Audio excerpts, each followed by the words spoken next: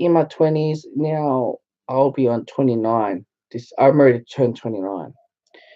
But if I had a chance, and I will say, I'm a lot more logic, a lot, you know, being educated in parts of area that's always linger a corner of my mind that never understood. And as I reached to my late 20s, I started to realize. But things that I regret and I wish that I could pursue instead of wasting my my entire um, early and mid 20s. I wish that I was able, if I had to relive 20s, I would definitely would go to TAFE and get an education diploma degree or English and go study abroad in English.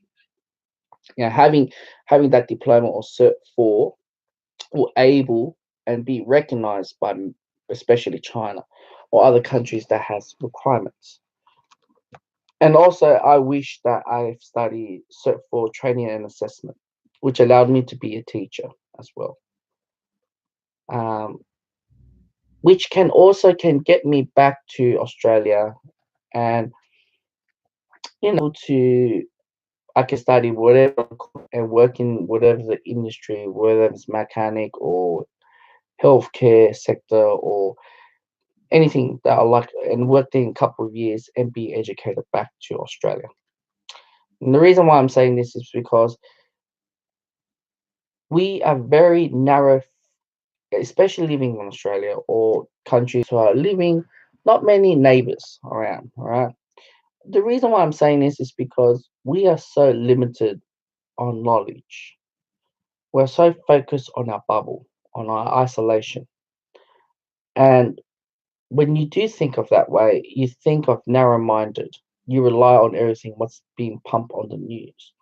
The news is we the propaganda of fake news, all right? Whatever you guys call it. It's better to have the actual holistic experience, view, approach while you in and live abroad. Because you wish that you can live there, you can stay there and learn a lot more. The day you die is the day you start to say to yourself, at least, I've studied and I went to abroad, that many countries and lived there 6 months or 1 year or 3 months, work there. All right. And when you do that, you brought a very fresh, very, very different mind mentality where where your origins are from would never ever think of. And I believe a lot of successful business and a lot of successful uh, entrepreneurs, they travel around the world. But those who doesn't want to be entrepreneur or business, it's all right. Maybe just go to another country and see what's the country's differences. Because we live in a first world country, we live in one of the best human rights countries in the world. We should see what's the opposite. Because in life, it's great. You have security, you have this and that. But in life, we take risks every single day. Whether we go out and get a car and drive out to work, there's a risk. But the risk level is high and low or uncertain. That's not up to me to tell you.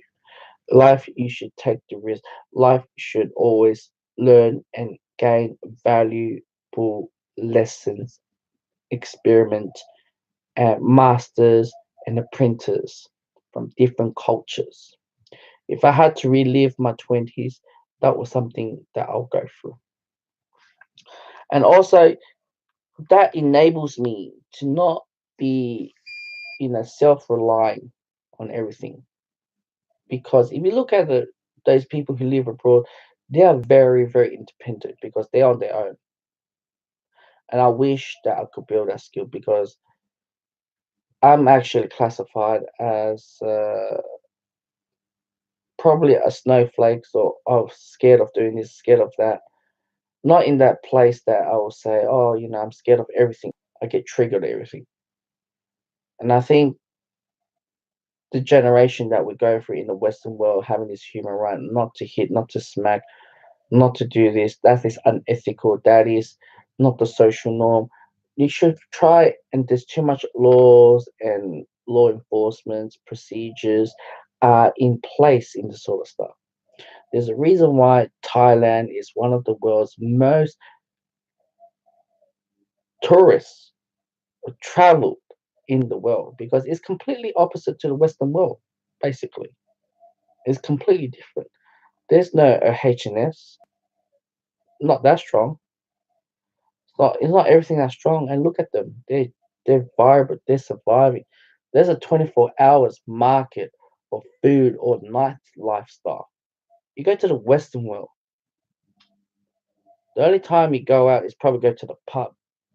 When you go to these Asia or other countries, you experience what they have. Now I know South American. I haven't been to. I only been to South America. Maybe learn dancing at night. I know something different, But you should learn all that because if you don't learn all this, then you're coming back and you're drained your head off, and that's a problem. You drain your head off. I'm just saying.